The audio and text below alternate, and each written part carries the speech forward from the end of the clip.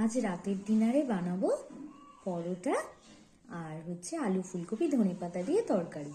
এই জন্য তার জন্য এখন লবণ চিনি আর তেল দিয়ে মেখে রাখি ডোটা, তাহলে পরে হচ্ছে তরকারি কাটতে কাটতে এটাও বেলা হয়ে যাবে, ভাজাও হয়ে যাবে।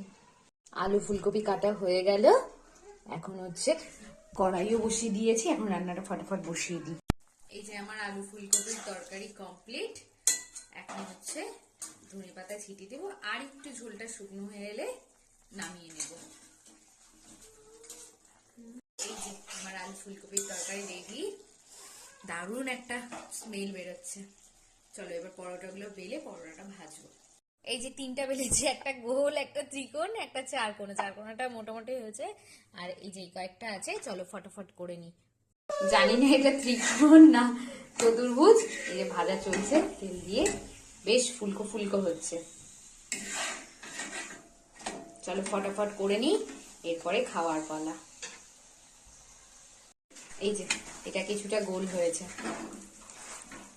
হালকা তেলে ভাজবো। একদম হালকা তেল বলতে বলতে ওই একদম কড়া তেলেই ভাজা হয়ে যায়।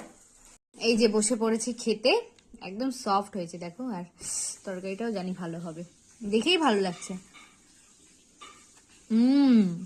হচ্ছে যাওয়া হয়েছে, নিজে বানিয়েছি বলে বলছিলাম ভালো হয়েছে। ভালো না করে বলে দিল ভালো হয়েছে।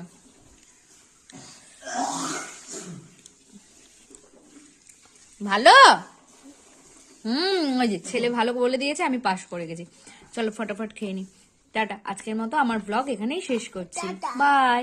টাটা বল দাও, টাটা বলো, টাটা, গুড নাইট বলে দাও। Good night. হ্যাঁ।